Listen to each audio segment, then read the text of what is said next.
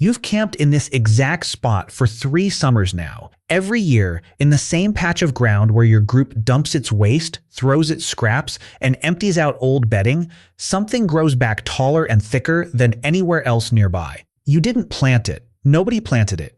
It just keeps showing up every single year, exactly where you didn't want anything to grow at all. You have no idea you are looking at the beginning of one of the most widely used plants in human history. Today, if a plant kept aggressively taking over one specific patch of your yard, you'd look it up in about 4 seconds. You'd know its name, its properties, whether to pull it or keep it. For most of human history, you had none of that. You just had a pattern. The same weird plant thriving in the one place you least expected anything to survive. So here's the actual question this video needs to answer. How does a plant go from thing that won't stop growing in our garbage to one of the most globally significant crops in human history?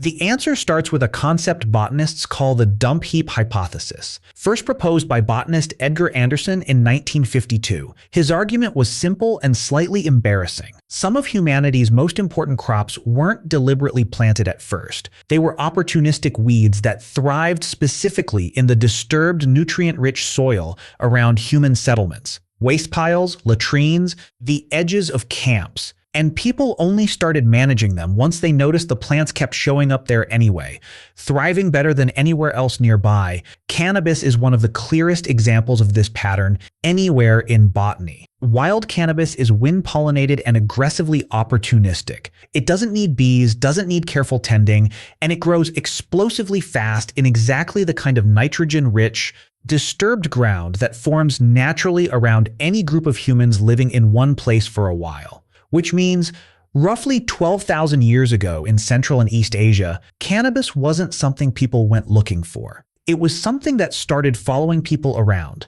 camping out in their garbage, whether they wanted it there or not. And here's where it gets interesting. Because the first thing ancient humans actually did with this plant wasn't get high. Archaeological evidence from early Chinese sites shows cord-marked pottery pressed with the texture of woven fiber cordage, dating back roughly 10,000 years. That fiber is hemp. Long before anyone was thinking about cannabis as a substance that changes how you feel, it was rope. It was cloth. It was one of the strongest, most versatile plant fibers available to anyone living in that region, and it just happened to be the same plant that kept invading their waste piles. So the plant that would eventually become one of the most controversial substances in human history spent its early career as a chore, which raises the obvious next question. If the earliest use was fiber, not intoxication, how did anyone even figure out the other thing it could do? The leading hypothesis is almost anticlimactic, and that's exactly why it's believable. Cannabis plants, once dried, burn easily, and ancient humans burned everything. Dried plant stems, seeds, and waste material were routine fuel for cooking fires and heating stones. At some point, dried cannabis material almost certainly ended up in a fire the same way any other dried plant scrap would. And the people sitting near that fire breathed in smoke that behaved very differently from ordinary smoke. Nobody designed that discovery. It happened the same way most major discoveries in deep prehistory happened repeatedly, accidentally, until someone finally noticed the pattern. And once that pattern was noticed, the evidence shows humans moved from accident to intention astonishingly fast. At a burial site called Jerzonkal Cemetery, high in the Pamir Mountains, archaeologists excavating tombs dated to roughly 500 BC found wooden braziers containing burned stones with cannabis residue still detectable on their surfaces. This wasn't ordinary wild-strength cannabis either. Chemical analysis showed these plants had unusually high potency, meaning someone was already selecting for stronger material on purpose. People were deliberately burning it during funerals, breathing in the smoke together as part of how they buried their dead. Around the same period, the Greek historian Herodotus wrote about a nomadic people called the Scythians, describing how they would build small tents, throw cannabis onto heated stones inside, and inhale everything the smoke produced. For centuries, historians assumed Herodotus was exaggerating, the way ancient writers sometimes did about people at the edges of the known world. Then, in the 1940s, Soviet archaeologist Sergei Rudenko excavated frozen tombs in Siberia sealed in permafrost for over 2,000 years and found exactly what Herodotus described.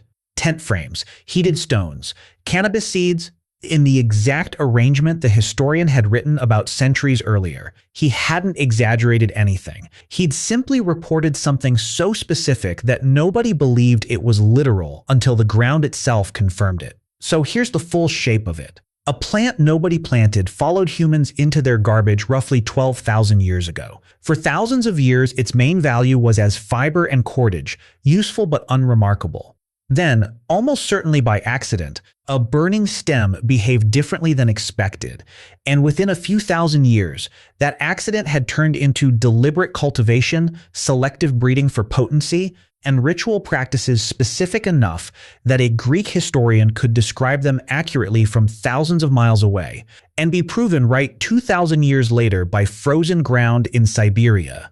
You've done a smaller version of this yourself, even if you've never thought about it that way. Somewhere in your life, something showed up uninvited. A stray cat that kept coming back, a wild plant in your yard you never watered but somehow thrived anyway, and you didn't plan for it. You just noticed the pattern and eventually decided to keep it around. That is, more or less, the entire origin story of one of the most cultivated plants on Earth. Nobody set out to discover it. It simply refused to stop growing in the one place they weren't looking, until they finally were.